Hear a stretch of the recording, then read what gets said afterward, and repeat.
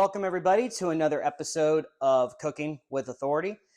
If you guys are still joining us here from the Kick live stream where we did the garlic steak tip pasta, and we're still currently cooking our garlic chicken pasta in our slow cooker. We're still in the process of that. If you guys are seeing this over on YouTube and you want to check out those videos, please make sure that you do. They're amazing. They were a lot of fun to make. At the same time, guys, if you guys are joining us right now, please make sure to hit that like button, comment, full watch down below in the comment section if you make it all the way to the end of this video, and subscribe and turn post notifications on so you know when a new video is up. So we are diving into a recipe by JasonAlexander.fit on TikTok for his recipe for high protein, low carb beef stroganoff. And I am a big fan of beef stroganoff. It's a popular dish in my family. I love it. And the idea of having one that is low carb is going to be very nice and very delectable indeed. Sorry, I was just getting my knife for later. So for this dish, it is a fantastic recipe, for one, because it looks fantastic, but also because it features only one pot.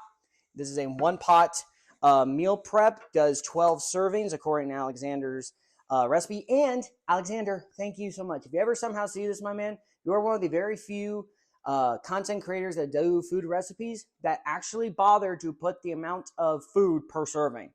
A lot of them don't, and I hate that. It's like, if you're going to bother to make a recipe and put how many servings it is, put the amount, please. I am not a guesstimator, you know.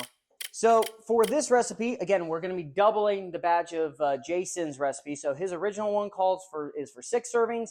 This one I'm doubling for 12. So we're going to need 4 pounds of ground beef. Jason's recipe calls for getting a lean ground beef, something around the 64 or 96.4 range. I happen to have a 93.7. That's all I was able to find. So it should be just good enough for what we need. So I'm going to set these out to the side. We are going to need 2 onions, which I have here, which I will fabricate and dice up using not my knife, but my box grater. And I'll get into that, show that off later. We're also going to need some garlic and mushrooms. So we're going to need 2 cloves of garlic minced. And if you guys remember this from our last episode of our garlic steak bites with the creamy mozzarella pasta, you guys know that this container isn't a shake, but it's actually frozen garlic pieces. If you want to know how to make that, check out that video. We're going to need 2 cloves minced. So I'd say about 2 to 3 of these little guys should be enough. And then for the mushrooms, sorry about that.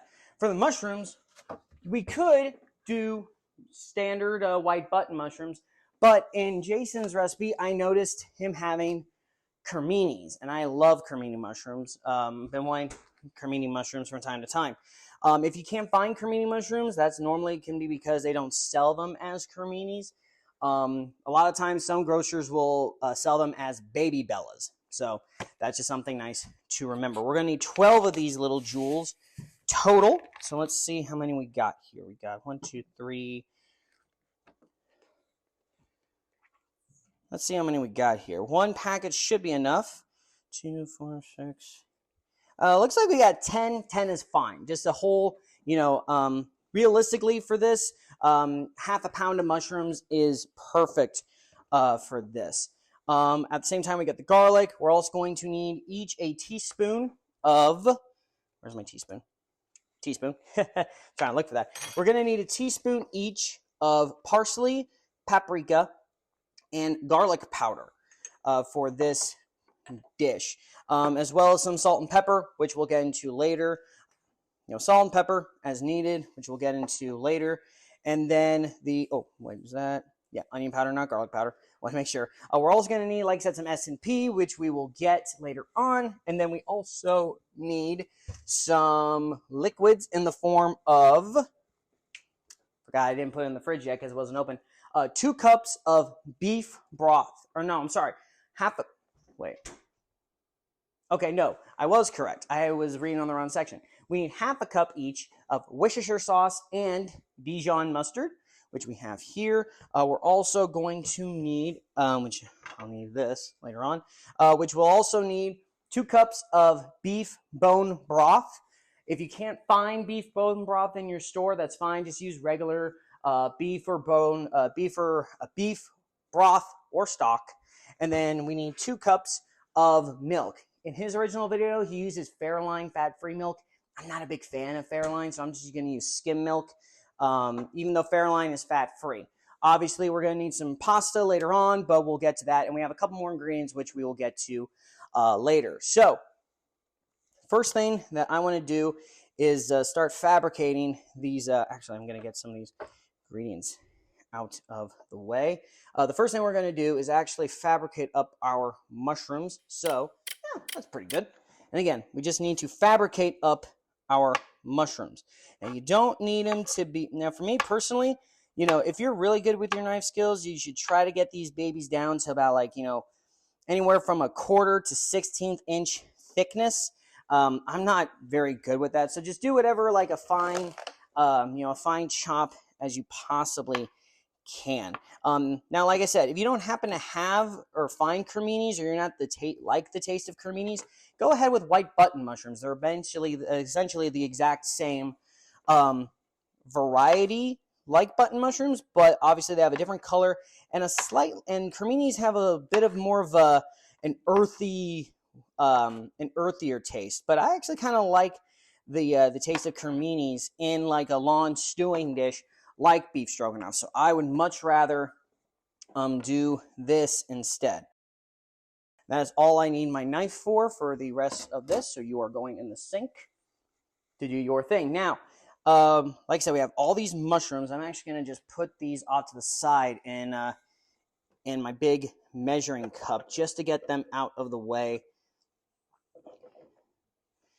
for later. There we go. And our cutting, oh no, still need my cutting board. Almost forgot about that. What is that? Oh, it's the freaking, I swear that happened earlier on the stream and in the last YouTube video. I was wondering what that was. It's the dang garbage can bag. It scared the shit out of me the first time it did that. Okay, let's get this going. So the other thing I want to get is these onions out of the way. Now, now for my choice of onion, I'm going with just 2 standard yellow onions, just decent sized onions. Now, if you want to use white onions, you can. If you want to use red onions, you can. I prefer to use yellow in this case because white onions to me are better for really if you want an onion to be like right front and center. And actually, I'm going to use my knife again just to help get the skin off of these onions. It's kind of easy if you take off the kind of bundled end. It helps out with that. All right, now I'm going to show you guys my little secret, my little trick into getting done with onions super quick and super fast. Now, again, if you're doing onions like a julienne style where it's a little half moons, I would not do this. But if you're just going for onions where you want a puree or refined mince, this is the best step to do.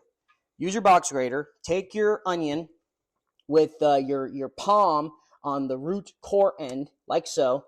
Kind of grip it like a tennis ball or a baseball, and using the large holes on your box grater, not the semi-big, not the super fine, not the slicer side, but the big holes, and literally grate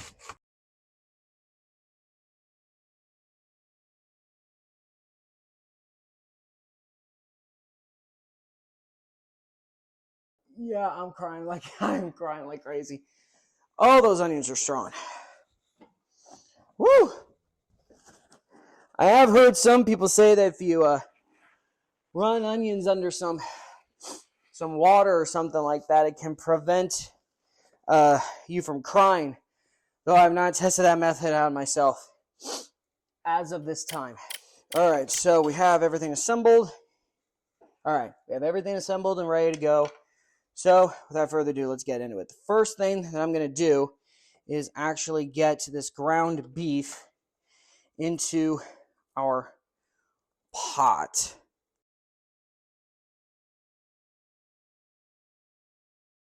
There we go.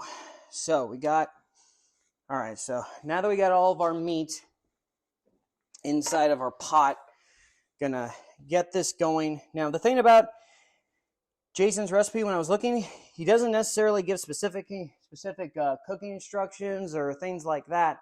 So I'm kind of eyeballing. So I'm just gonna put this on to about medium heat to get this beef cooked, and I'm actually going to use a wooden spatula to kind of break it apart to let it brown as it's cooking. Once about 95% of the meat is about completely brown or is around this stage, you can go ahead and start adding some of the other ingredients, mainly the onions.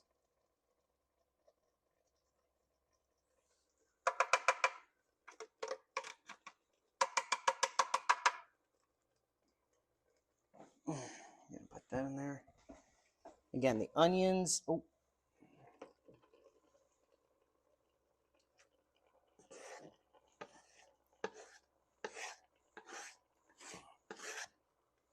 There's that. And your garlic. Get out of there, you. There.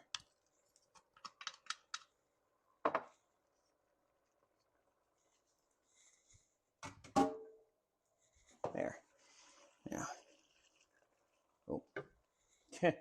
Happened to us, we got a little bit of drippage from the onion juices. That is fine. And the reason and like I said, the reason I like doing this pureeing is because it'll actually help the onions cook much faster, which is a good thing.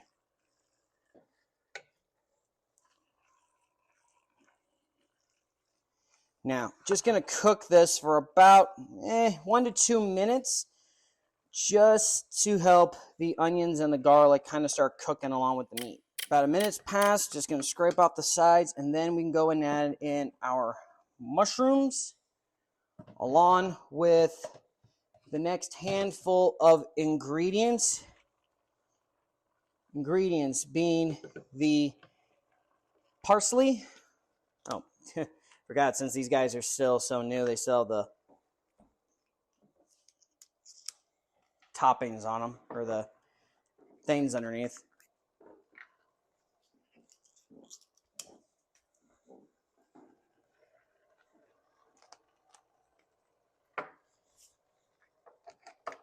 So again, now that we've added our mushrooms, give those just a bit of a stir.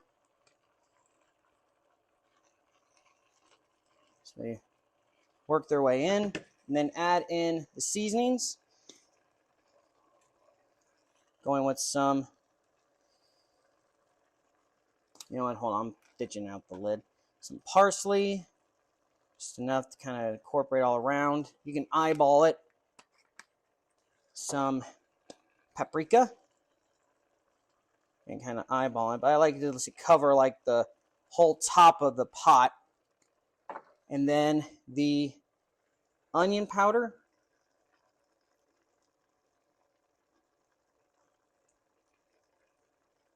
And then finally, a little bit of S&P in the form of salt and pepper.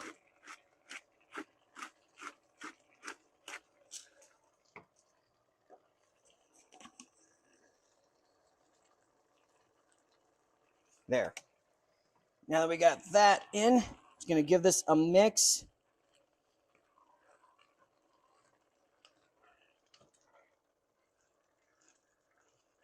Give this a bit of a mix. And then add in the next ingredients, which is the Worcestershire and the Dijon mustard. And like I said, by putting the Worcestershire in the cup before we add the mustard, it prevented the mustard from sticking to the bottom of the pan. Now, again, we're going to give this a good mix to fully incorporate everything. Let this cook for about another minute or so, just to let the flavors completely meld.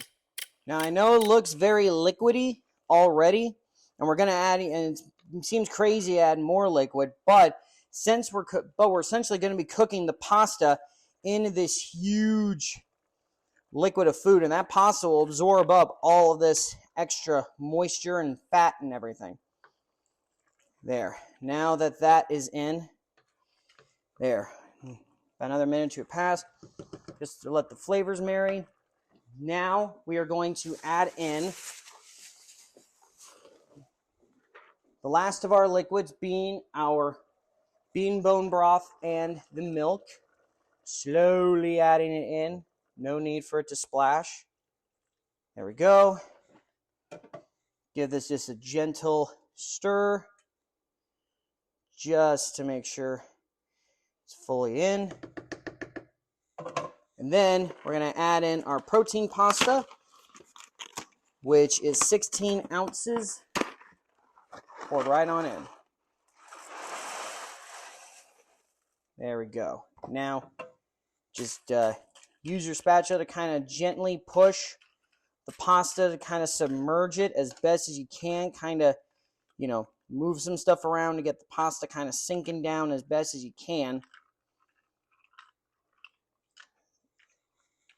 Perfect. And then we're going to cover this. Cover and let this cook for 10 minutes, or just until the pasta is completely cooked and al dente.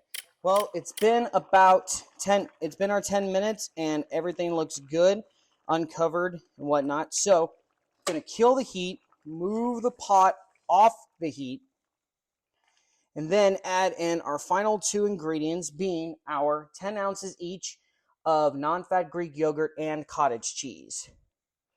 I'm going to slowly add it in and slowly mix it to combine.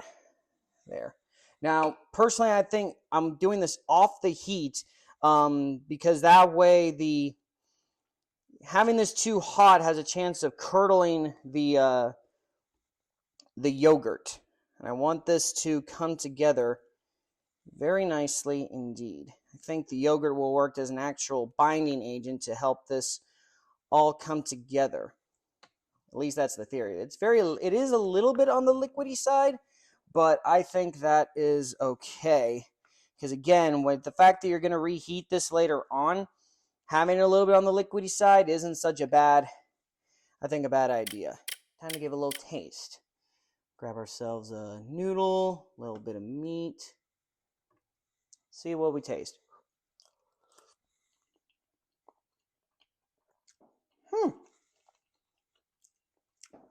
Pretty good, actually. That's actually very good. I was a bit skeptical because of the cottage cheese and the yogurt thing, but that is very nice.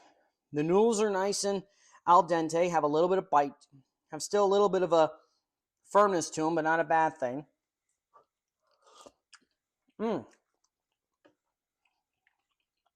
The beef is well cooked, well seasoned. The mushrooms add a nice earthiness, and again, that yogurt and the cream and the sour and the cottage cheese, they really do something. Who'd have funked it? That is good. Now, let us just see if we get the amount of servings out of it. So I do need my scale again.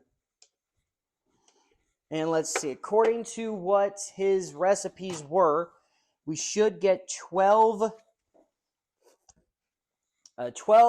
ounce portions out of this batch of food. And honestly, if we don't, I'm going to be very, very surprised, to say the least. So let's see what we get. 11.5. Get the last little bit of this liquid and all these other goodies left at the bottom. And 13 ounces. That's whatever. But yeah, roughly 12 ounce portions, you guys. I cannot believe that went that perfectly, honestly. You could not judge that better. As you saw, we had 12 ounce portions of a beautifully delicious beef stroganoff. I'm so happy. And actually, just to give you guys a close look at what this looks like. Just give a quick Take a closer look at that, guys. Does that not look absolutely delicious? That looks amazing to me. I cannot wait to enjoy all of these for the next month. But I also got a lot of cleaning I got to do. So thank you guys so much for joining today. This has been another episode of Cooking with Authority, and I'll see you next time.